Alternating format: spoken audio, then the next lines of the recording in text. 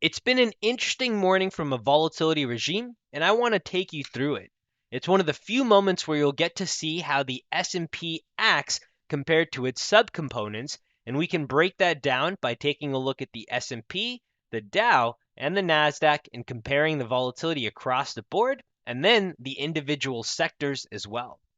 Now let's start with the S&P 500. The S&P is on its scalper volatility box models, and we've just been chopping around sideways. We have yet to hit either side sign entry lines. So if you looked at just the S&P, you would think that today is a fairly calm and muted volatility day. However, as soon as you come into the Dow, that vision, that idea should be blurred.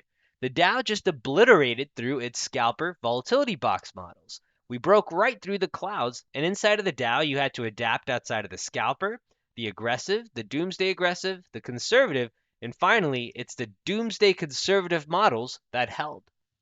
So at least we know now that the volatility inside of the Dow is much higher than inside of the S&P 500. Another thing that's interesting is the Dow breached its doomsday conservative models on strength. You can see this rally here. Contrast that with the Nasdaq. The Nasdaq also breached its doomsday conservative models, but it did that on weakness. So in terms of strength, we can see that the Dow has strength, the Nasdaq very clear weakness, both enough weakness and enough strength to take them to their most conservative volatility box models. Meanwhile, you have the S&P, which is essentially getting stretched thin from both ways. The Dow pulling it up, the Nasdaq pulling it down, and as of right now, you can see that the Nasdaq is winning a little bit more in terms of which the chart looks more similar to. Now you might be wondering, well, which sectors are contributing to this volatility? So for that, we could load in our SPY sectors here, and we could take a look at each of these sectors, but now with our hourly volatility box models for stocks and ETFs. This now tells us the picture under the subcomponents of the individual index market. So you take a look at XLF, for example. XLF very clearly contributing to that strength that we see inside of the Dow. You take a look at XLI. You see similar strength in XLI, but not as much as we saw inside of XLF, a little bit less. And if anything, XLI is currently triggering a bearish setup here, looking for a short side entry. XLB, take a look at XLB, you see similar volatility to what you saw in XLI. So very clearly for the Dow, it's XLF that is the major component, the major contribution for why we had the rally. We keep going down the index markets, and you can take a look to see which sectors are a little bit more volatile.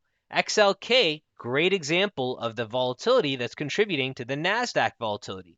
However, XLK, much more tradable compared to the NASDAQ, which is on its doomsday conservative models. You take a look at XLC, and just like the ES futures, you would almost think, what volatility, huh? Same thing with XLP. Consumer staples have absolutely no volatility so far to start off the day. Take a look at energy, same idea. XLV, a little bit more volatility. In fact, very similar to what we saw inside of XLF. So now you know the two sectors very clearly contributing to the strength in the Dow. XLF, XLV. These are the two sectors that are leading to the rally that we saw.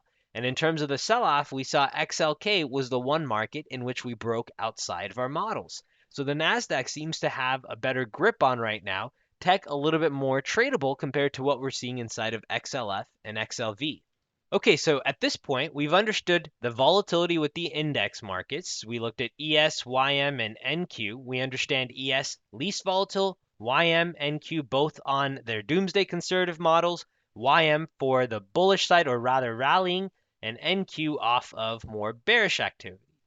We also took a look at sectors and we understood XLV, XLF are contributing to the rally, XLK to the decline. So those are the sectors that stand out. Now, let's take a look at all of this information and try and actually find some trades. I've loaded in our stock volatility box scanner here, and we're going to look at the S&P 100 first. Inside of the S&P 100, take a look at how many short setups versus long setups. So a lot of these setups right now are short side setups, meaning that there's strength in them and we're looking to fade the strength.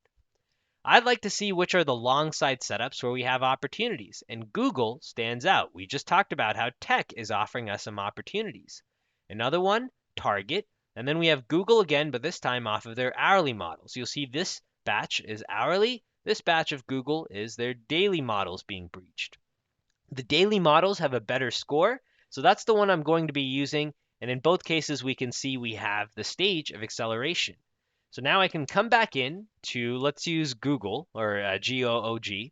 If we take a look at the Class C shares, we can see that Google seems to be building some sort of a base here.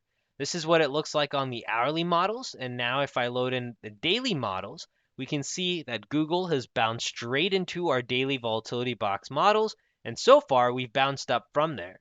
I'd like to see if we can get a slightly deeper entry if possible, mostly because we know that today is a volatile day. And Google is on my radar looking for a long side entry if we can come back inside of the clouds and maybe even break below this low. I'd like an entry closer to the 285, 285.50 mark, closer to the outer edge of the models, which if we come into our daily time frame chart, we can see we're a bit extended from the market pulse, so I'd like to get a little bit greedier. Market's now closed, and I thought I'd do a quick recap of what happened. When we were looking at Google, this is where Google was trading. We were trading sideways close to the first target line. If you remember, we wanted our entry near 285 to 285.50, and Google ended up falling directly there. I used the dip below 285 to start to build up my position. Here's the tracking price for Thinkorswim, 284.82, and that still was not the best price for the day. We fell a little bit more beyond that as well. In terms of the upper target, I was looking for 288.09. We fell a little bit shy of that, and I closed out the position in the final few seconds really before the market closed. So there was the Google trade. If I recap where this all started, we started with the index markets, looking at the S&P 500 first. The S&P very clearly signaled to us that we didn't have a lot of volatility.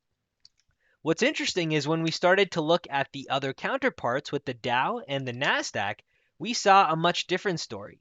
The Nasdaq told us that there's a lot of volatility. In fact, we breached our doomsday conservative models, and we were looking for long side setups here. Inside of the Dow, it was the opposite. The Dow, we breached the upper models, and we were looking for short side setups. And take a look what ends up happening for the rest of the day.